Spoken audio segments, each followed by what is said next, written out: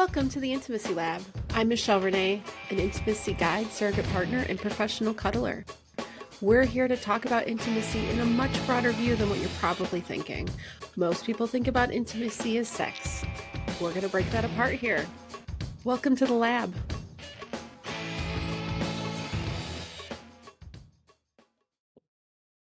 Welcome back. Oh, what are we going to talk about today? There are lots of ways to create connection. And this is the Intimacy Lab. And when I think of intimacy, I think of connection, right? Authentic, vulnerable connection. And sometimes we think about that in the realm of physical intimacy, but a lot of times emotional intimacy is, a struggle for people. Sometimes when people struggle with emotional intimacy, they turn to physical intimacy as their go-to because that's more comfortable for them. And when I say physical intimacy, I think of not just sex, but hugging, holding hands. There's so many different things that come to, actually, I'm running out of things that come to mind, but let's think about it. Sometimes it's wrestling or, roughhousing. It doesn't have to look soft and sweet, right? Physical intimacy is about touch, and emotional intimacy is about going somewhere a little bit deeper. And a lot of times that's with our words. So one of my tools in my work is a fun card game. I really love the card game We're Not Really Strangers. I've tried Esther Perel's Where Do We Begin? It's a good card game. In my work, this is the one out of those two. I haven't tried all of them. There's lots of them on the market these days. But a colleague turned me onto this one, and it's felt the best in session with clients because there are 3 different levels to this game. There's kind of technically 4, I guess, but the 3 levels are perception, connection, and reflection. And so I think it gives a good variety. The boss is the final card. And that card is always the same card. There's only one of them. You'll hear me. I'm opening this as I talk to you all. The final card says, each player write a message to the other, fold and exchange, open only once you two have parted. So that's kind of like where you get to really put your words to the test, right? So I used this game as part of my wedding. For the reception, I put one of these cards at every place at the table because I wanted to encourage connection, not just conversation. And so I think this is a new thing for this podcast is I'm going to pull a card and ask whoever's joining me to answer with me. But I'm here solo today. So I've pulled 3 cards out. I'm going to pick one of them that makes sense for me to answer by myself. Okay. The card I'm going to go with is a level 3 card on reflection. And the question is, do you believe everyone has a calling? If so, do you think I've found mine? I'm going to answer this for myself. And it's so funny because I just pulled these out. I knew I was going to come on today and talk about how do I talk about my work so people can understand it, because I struggle with that. And I was in a workshop today called how to articulate your work. So this is maybe it's meant to be. Anyways, do you believe everyone has a calling? And if so, do you think I've found mine? I think I found mine. And I think that everything in my 47 years has brought me here. The good, bad, and the ugly. I could write a book on this, and that's not what I'm here to do. But I'll give you the synopsis of what was Michelle 1.0 like? And I use the numbers because I think I'm in I lately have been saying Michelle 4.0, 5.0. because every time I go through like a major transformation, it's like I changed a level. I got a software upgrade. I'm not running on the same system. The operating system is different now. So operating system 1 came from a family that from the outside probably looked pretty traditional. I was raised in West Michigan on the farm where my mother was raised, where her father was raised. And I lived in that same house for all of 18 years until I moved out. Never had to move. Had, great stability as far as that goes. I was very accepted in my school. I can say that I enjoyed school. I know that's a rare thing to say, but I was an athlete. I played sports 3 seasons. I did well in school, graduated, I think, the top 10% of my class. I mean, to be fair, I lived in a very rural area and I graduated with 100 or 110 people. Raised in church, started out in the Wesleyan church that my grandparents went to, and eventually we moved to the Methodist church in town. Because I think a lot of it was that was where our friends were. I'm not really sure. Maybe my mom needed a change. I don't know. But our household, I mean, to sum it up, my father had a temper, a lot of anger.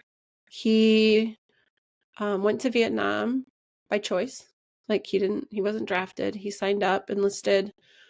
Him and my mom got married real quick before he left, if I recall the story correctly.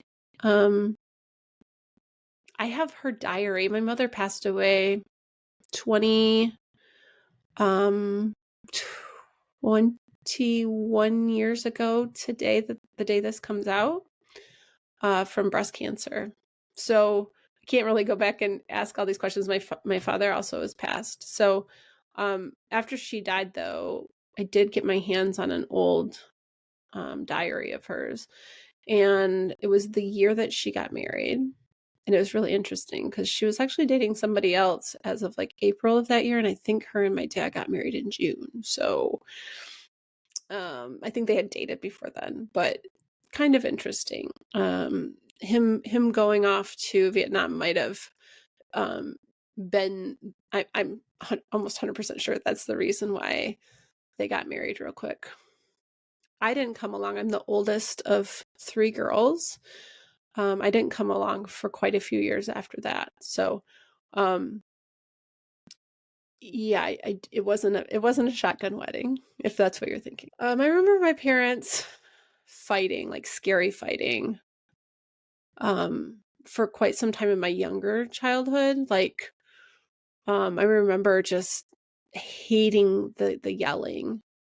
And we would be the brunt end of that sometimes. I know one of my sisters has talked to me about maybe coming on here and talking about her journey, and I certainly encourage that, because I think it's important. We all see ourselves in the people around us, and when we hear other people's stories, sometimes it like helps us work through our stuff. We feel like, oh, me too. I resonate with that. Maybe part of their journey will inspire you. This is why I talk about my journey as part of my work. Those moments that resonate in my head when I talk about the negative things that really impacted me. I remember being like 5 years old and my dad screaming at me to go to hell. And remember, we were raised in church, so that actually had meaning then. And as a 5-year-old, I remember how jarring that was and scary that was, and like, whew, how does that still affect me today? I have probably could make a list. In fact, I just ran up against one of them the other day. Other things I remember that really were scary things, like my dad was a cop until I was, I don't know, 4 or 5. And so there were stories that were told in our family like they were nothing about, somebody in town retaliating against our family for being arrested, and like what I was told as a young child. And just imagine this, like I put myself in these shoes now, and it's like wild to me. Like, talk about maybe unintentionally scaring your children. But I remember a story that this man that was arrested by my father was out to get him, and he supposedly, this is all stories from my dad, who was quite a storyteller, so I can't say that they're factual, so don't quote me here. The man ended up burning down our barn on our property. That I know he was prosecuted for. But the story I was told was that he had to decide he was either going to burn the barn down or rape my mother. That was a story that was widely told in our household, which just rattles me, like looking back at it as an adult now, of like, how was I supposed to process that as a young child, as a older child, as a young adult? Like, there's no good time to process that, but definitely as a young girl, like that just, like, it just shakes me that that was something that was so easily kind of talked about in our house. Yeah, I keep going back to this other thing. Like, I remember waking up. My father clearly had like sleep apnea or something. And I remember waking up to the sounds of him like gasping for air, but it sounded like somebody was breaking into our house. And as a young person, like, again, I didn't have emotionally mature parents, and nobody processed these things with us. You know, it wasn't like they asked me, how are you feeling? Do you have any residual fear around this? Like, none of that was happening. It was just kind of like, oh, it was just your dad couldn't breathe. I mean, I hid under my bed thinking there was an invader in our house, which, why would I not think that when I've heard stories of, the man that was possibly going to rape my mother. So that's kind of the younger years. And from what I know, from what I've learned in my work, I did a training about brain spotting a few years back, is that, we really kind of capture how the world works. And I say this like works with like quotes, really young. So, 5 and under, we decide, like, we take in all this data, and our subcortical brain kind of traps it away as like, this is how the world works. And then we get to adulthood and we are like, why are we having these responses? And it's like, well, because we have to reprocess what we think we know from our childhood. So that's where my childhood started. And fast forward, teen years, what have you, I was a really pretty well-behaved kid. I never wanted to disappoint my parents. Also was, in the quote unquote gifted and talented program. So I also didn't learn how to study. I kind of breezed through high school, and I met who would be my first husband when I was 17. And he kind of rescued me from that home life. The home life was weird. I don't even know how to describe it, because what I thought was really a dysfunctional family and really fucked up in so many ways, and it was in so many ways. In being in the work that I'm in now, I've seen so much worse that it's just hard to try to, like, I can't put it on a scale. As my experience, it sucked. Like, it was turmoil in so many ways. There was just this air of competition all the way through our house. My father pitted us all against each other. Even my mother was supposedly in competition with us. I don't know if she was or not. But it made sense when my dad would say that. And we were not, like, we struggled with money. We would definitely be considered below the poverty line. I don't know if they had school lunch programs back at the time. We didn't participate in them. If they didn't, I wouldn't have. There would have been too much stigma. Um, I certainly developed an eating disorder. I remember skipping meals a lot, and not because there wasn't food available, but for some reason, I decided to. And I don't know if it was messaging from my mother, or I do know that she had body image issues. There's just all these different ways that, our parents affect us, that carry us into our adulthood. So, um, I'm trying to figure out like what is important for me to dive into and what is not. I'm trying to really tell you um, why this is my calling. And I grew up in a fucked up house, like fucked up, normal fucked up, probably. I don't think it was maybe as abnormal as I thought it was before.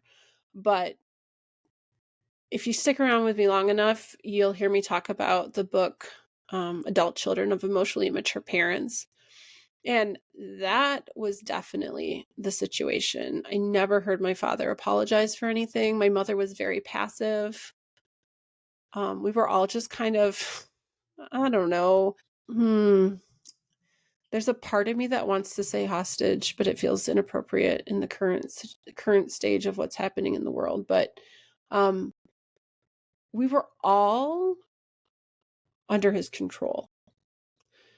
And it was a weird control because I didn't have a curfew, yet it wasn't like I felt like I was supported. There was a time that I told my father never to come to one of my sports events again because I didn't want to deal with his critique at the end. So I end up in a shitty first marriage, which is to say that we both were pretty shitty. Was definitely not healthy, and how could it be? We both came from, our own families, and nobody comes out of childhood unscathed, right? It's just a matter of what kind of scathing did you have. And I didn't have great role models, so we kind of fell into some really crappy habits. And so I could do a whole nother episode of what the issues around that were, but needless to say, I always felt comfortable talking about sex. I have a high school friend. Maybe I'll bring her on one of these days to talk about those times of my life. But I had a high school friend who said I would become Dr. Ruth. And I had no intention of doing this. I got out of high school. I thought I wanted to be a high school math teacher.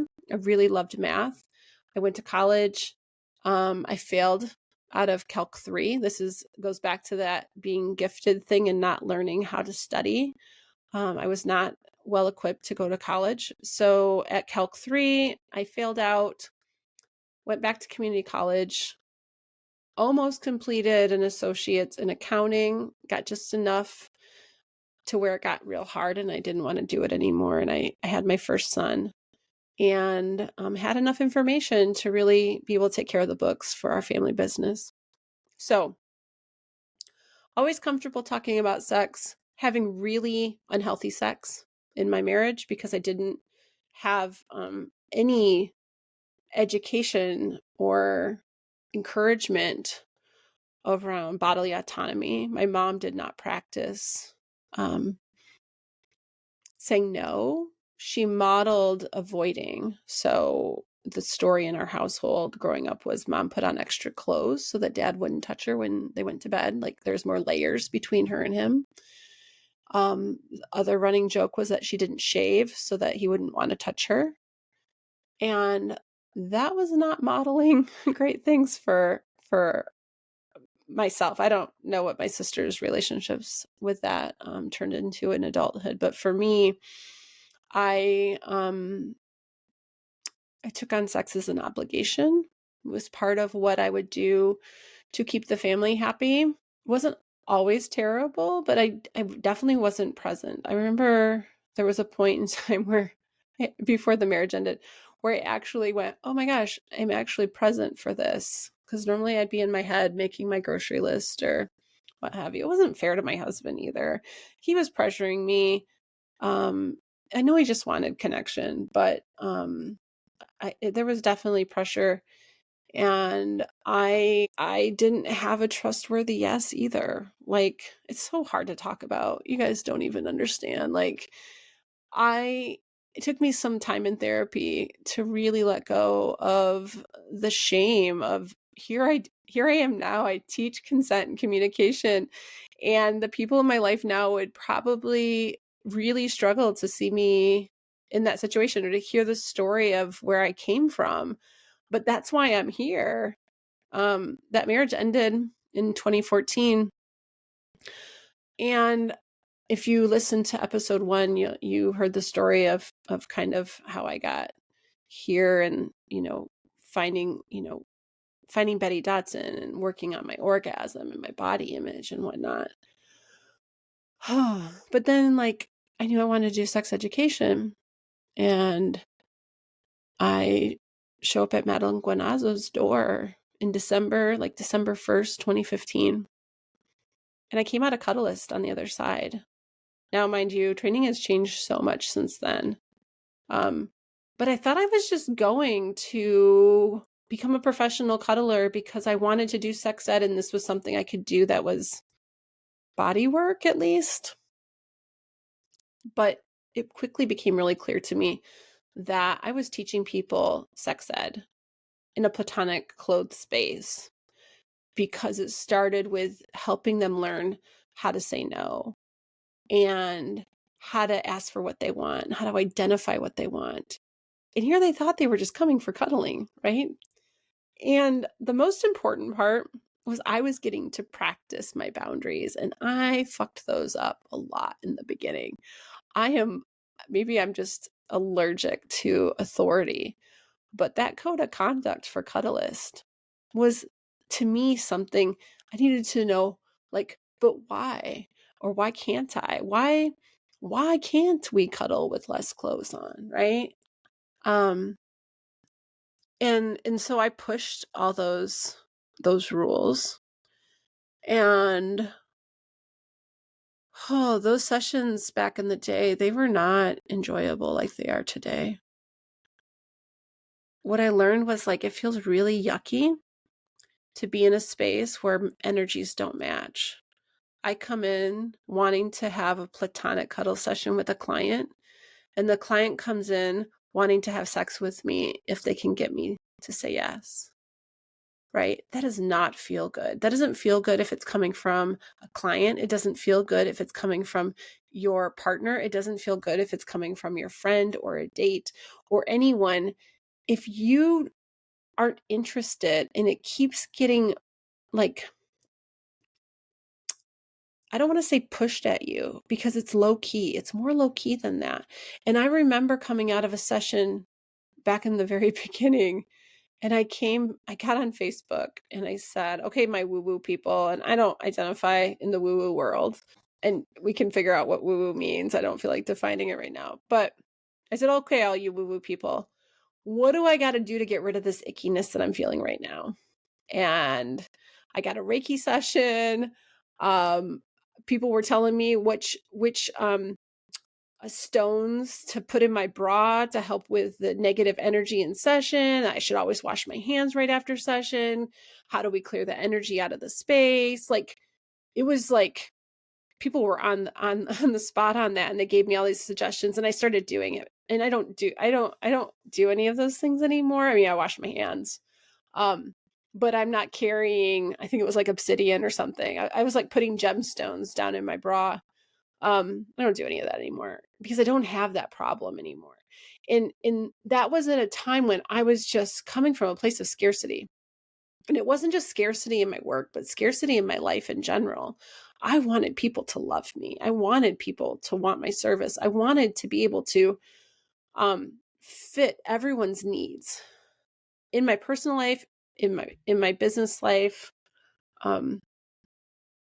This was all an evolution for me. And so fast forward, it's 2023. I'm turning 48 years old. People now think of me as having really strong boundaries. I have colleagues that are like, oh, this person needs a strong practitioner that can really put them in their place. They think of me, and I'm not a heavy. Like, I am such a kind person, but, and it's so weird to say this, I have great boundaries, and that was not my story for such a long time. But I've gotten to see the benefits. I've gotten to see how I can be closer to people when I have strong boundaries. I can give more when I have strong boundaries. I'm taking care of myself first. As they say in the book Untamed, my job is to never disappoint myself. My job is to always disappoint other people before I disappoint myself. And that is not the way I was raised. That is not the way most people socialized as female are raised. And sometimes that is not the way that people socialized as male are raised.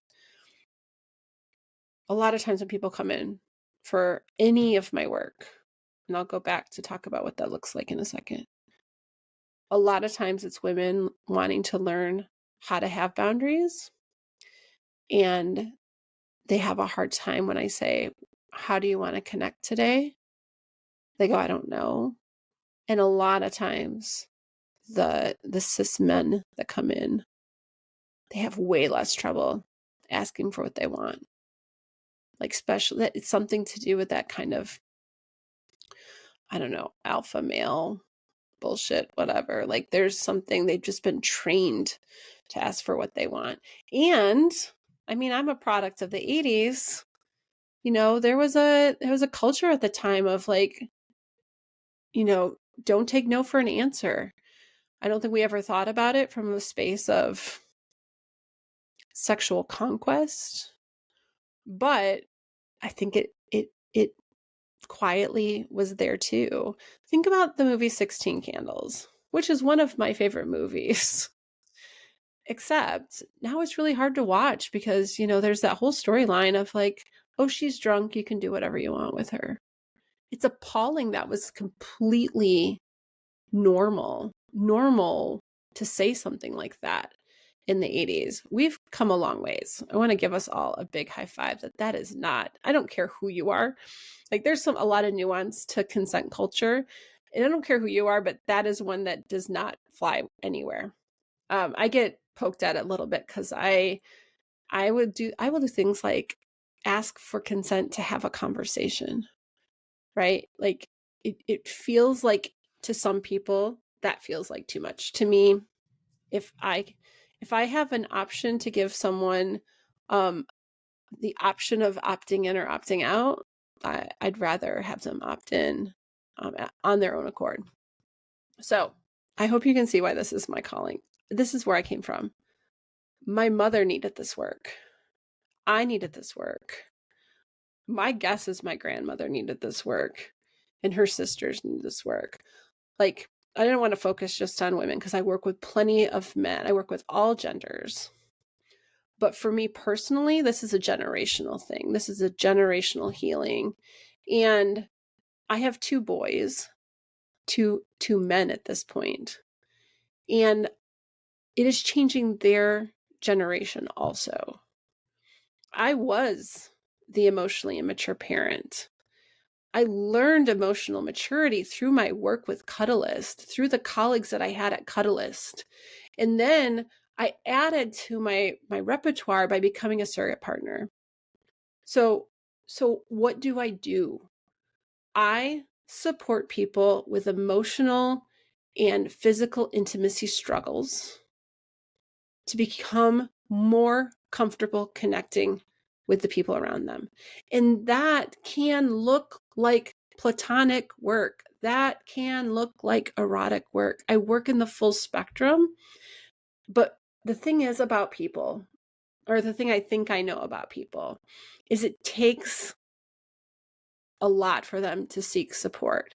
For whatever reason, sex is the thing that makes them seek support a lot of the time.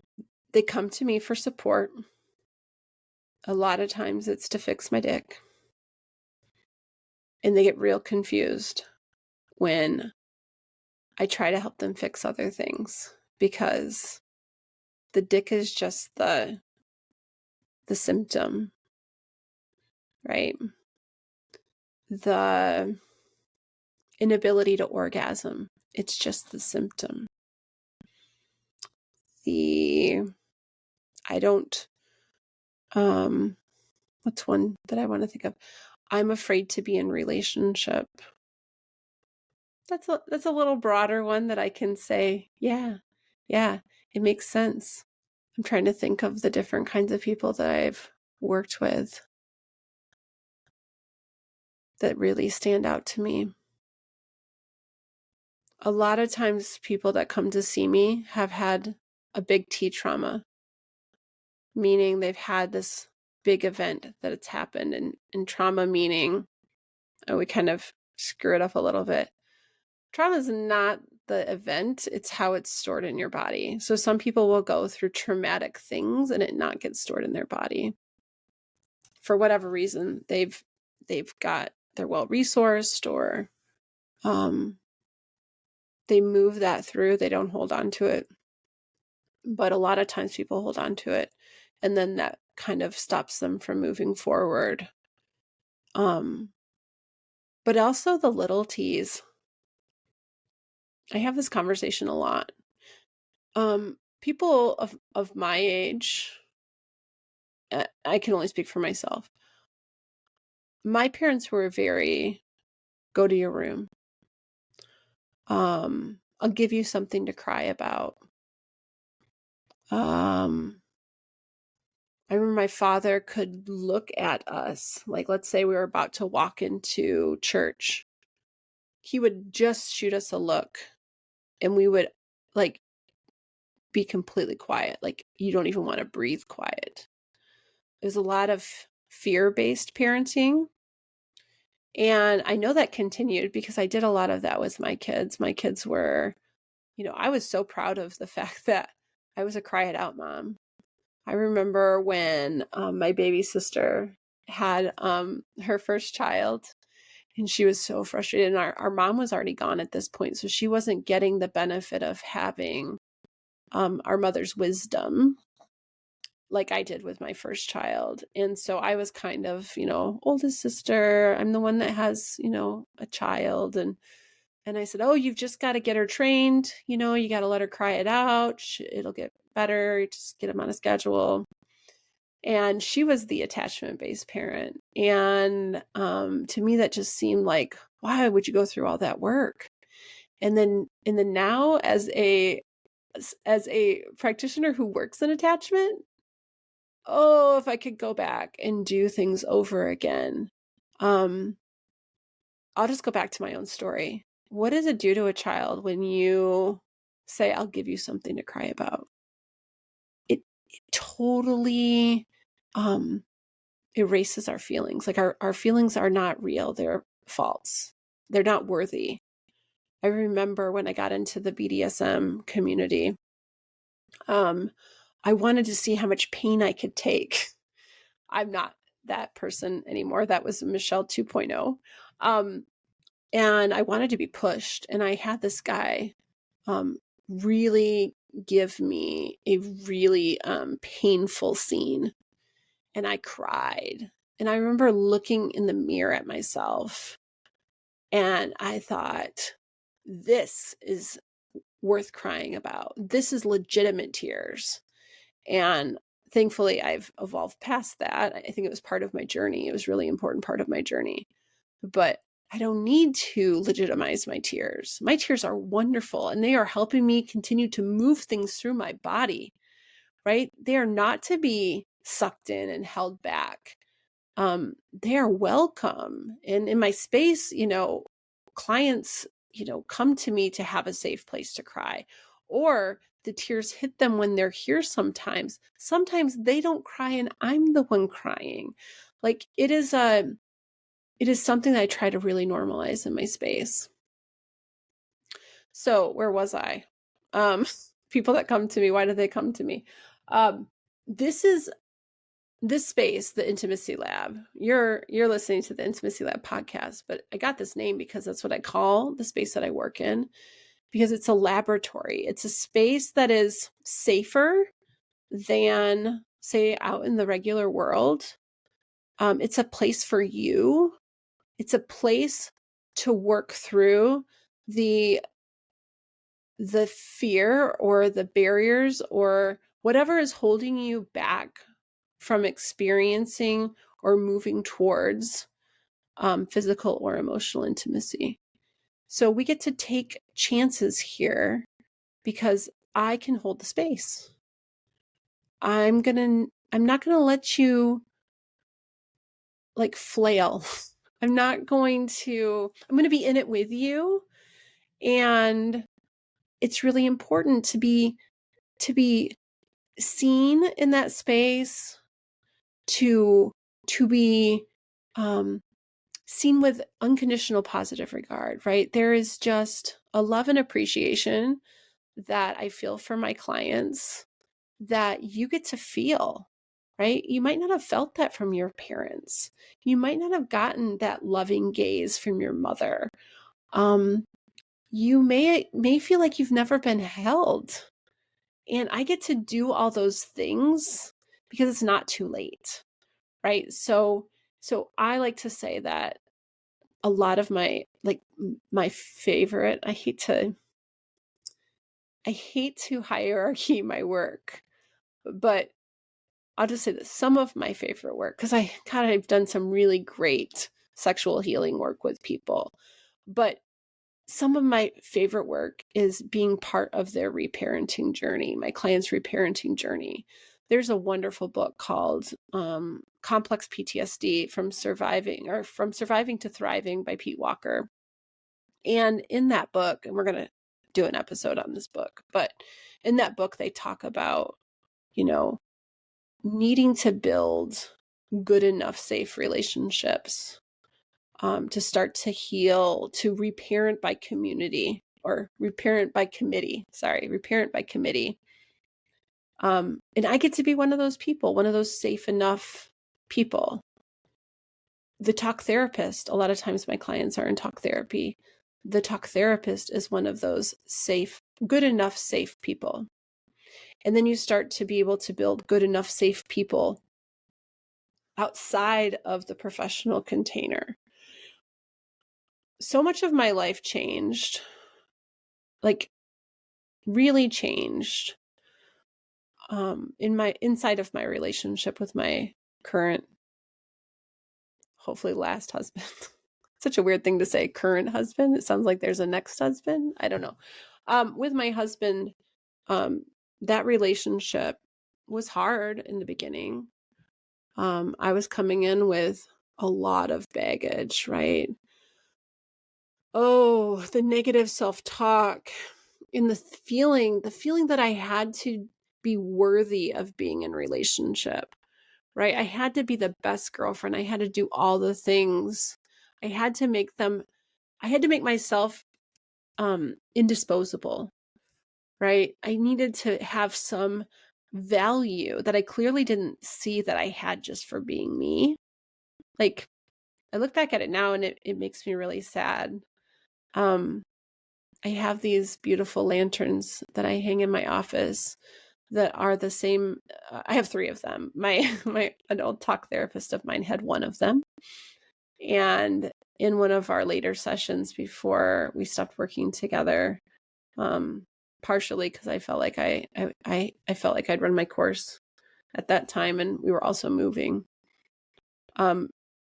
He showed me this lantern, and he said, "Do you see the jewels?" It's like a kind of like a,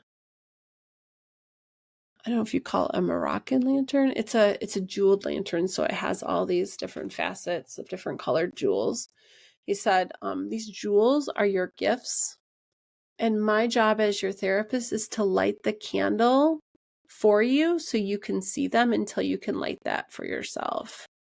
And something shifted for me that day. And it really gave me like permission to light that candle for myself. And it still took some work after that, but there was a shift that day. It was such a shift that I went home and not reverse image search because I didn't have an image of it, but I started Googling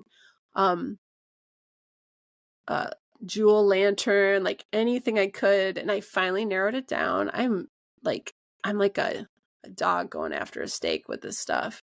I finally narrowed it down, and it was being sold at Pier 1 of all places. And so I went out and I bought one. I had one in my hands probably within a week or two of that session.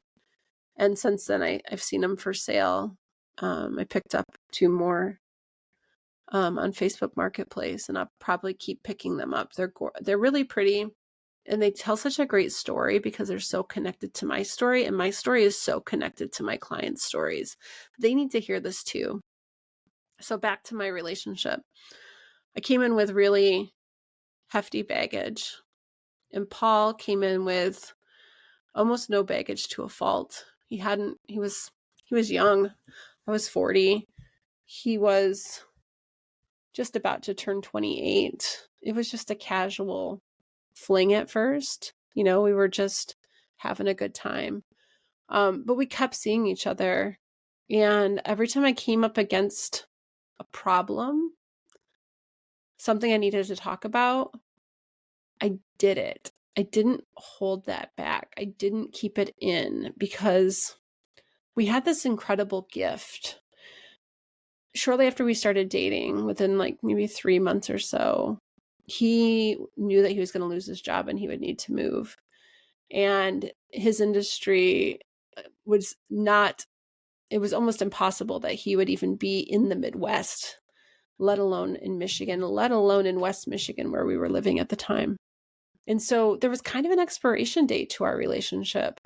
And I asked him when he brought this information to me, hey, I'm going to have to start looking for a new job. Probably not going to end up here. I said, what do you want to do?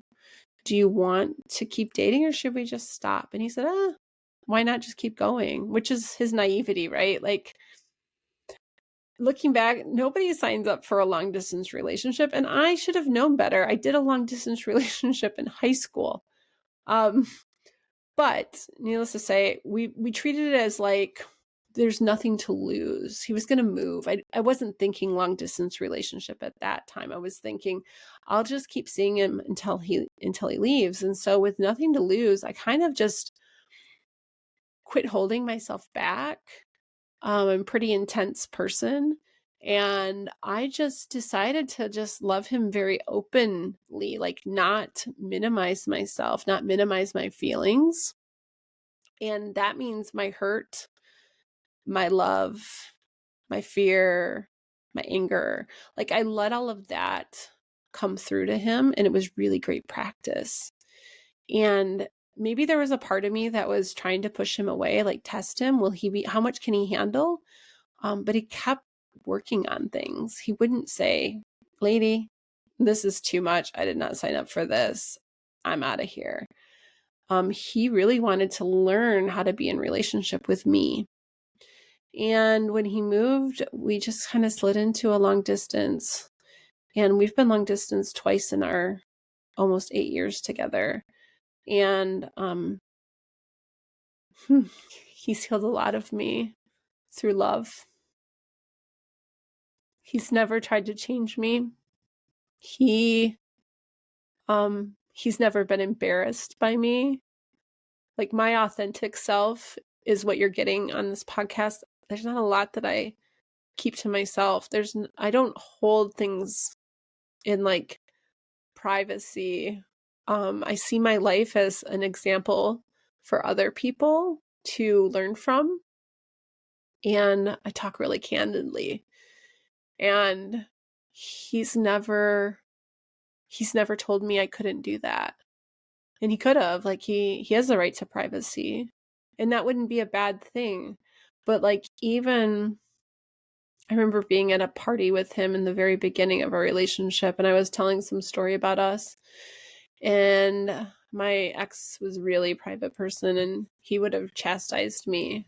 Why did you have to say that? And I remember saying something really funny. I love to pull a joke. I love to get a laugh, right? And I quickly looked over my shoulder in oh shit. And I locked eyes with him and expected a scowl and a, what are you doing? What are you saying? And he just goes, you're so fun. And that's kind of continued. He's I was not even doing professional cuddling when I first met him. I've built this entire career with him. I couldn't show up for people as fully as I do without him showing up for me. Because we don't do this, we can't do this work with an empty cup, right? We have to have our cup filled. And he's always this like calm. He's not anything close to my father. There's no temper in him.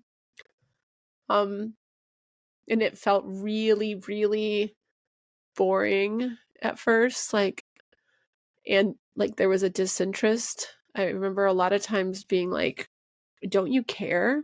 There's no like intensity here. You're not screaming at me. And I would lose my stuff every once in a while. When parts of my past would get poked at accidentally, I would lose my shit and he would look like a deer in headlights. And I was completely in trauma response. And I just remember pacing. Like, I remember hearing that like zoo animals, sometimes they just pace, right? It's a stress response. Yeah, I remember some of those nights and they were not fun. But we always worked it out. Lots of communication, lots of really vulnerable shares, and lots of growth. Right? It wasn't for nothing. And when I think about my work, what I want it to be is me being able to show up with that same kind of love for my client so that they know what it feels like. That's healthy. Like, that is like, I want people to know what it feels like to be in a supportive relationship, but still in your autonomy, right? It's not about having to be in codependence or all the way to the other side of like independence, where you're so independent that you can't even function in relationship. There's interdependence, and ultimately we're both in our autonomy, but we really value each other. We really want each other in our lives. And I'll link to our wedding vows in the show notes, because it's real. It's real lovely. It's such a shift from the first time I got married, when I didn't really understand what that shit like could have been. And so I'm very proud of them. I'm very proud of him, and I'm very proud of us. And I'm very proud of the work that I get to do and the space that I get to hold and share with my clients. And so you might still be going, what is it that you do, Michelle?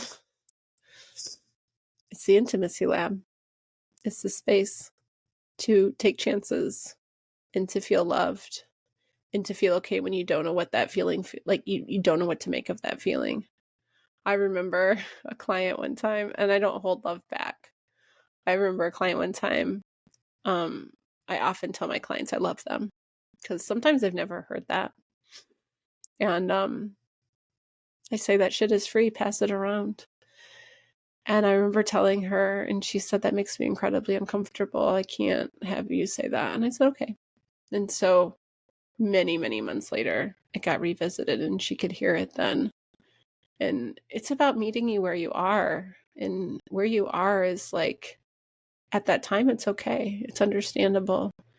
And my goal is to build a secure relationship with you so that you can then recognize those feelings of safety, those feelings of respect, and those feelings of love in the rest of the world. No matter where your background is from, you might come in with all the trauma, and you might come in thinking that there's none, and maybe there isn't. But for whatever reason, you need a safe space to get it figured out. So, woo! Do you believe everyone has a calling? And if so, do you think I found mine? I know I found mine.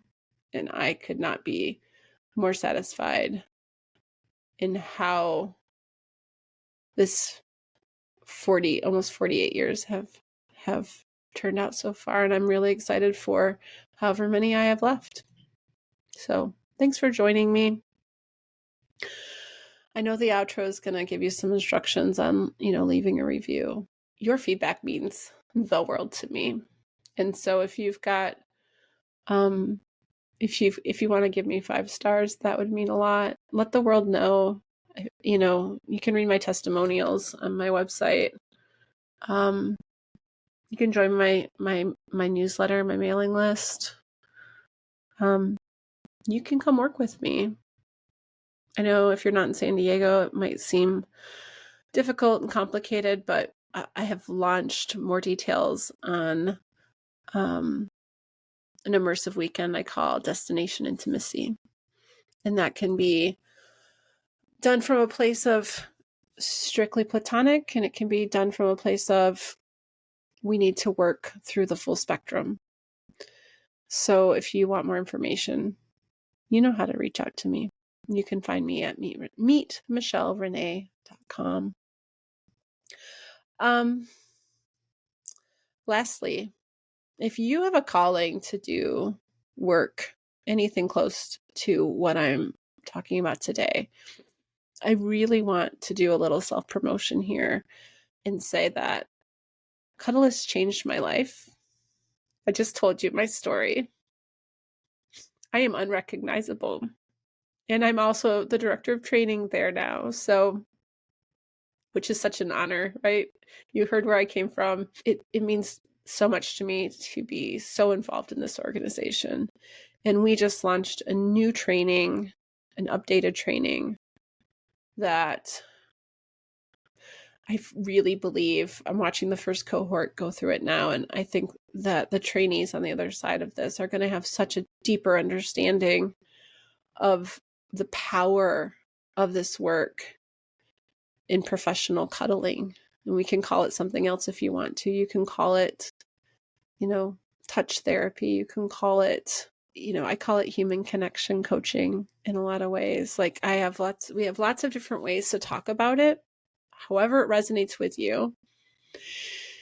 If you're doing other modalities, this just might be an additional one that will improve all of your modalities. But the Cuddlist training is really powerful. It's really changed my life, and it has given me the opportunity to really change the world. My partner says that I always hush him because it feels overwhelming, but I get to have an effect on people. And there was a time where my biggest fear was that I wouldn't be remembered. Speaking of this being the 21st anniversary of my mother's passing, she had a big, wonderful funeral. It was really much larger than I know I expected. And I know she wasn't forgotten. And I had a fear that I would be forgotten. I was a stay-at-home mom for so long and didn't feel like I had really contributed to the world as a whole, but, to my household, which is enough. It's enough, but it certainly left me worried that I would be forgotten. And I won't be forgotten.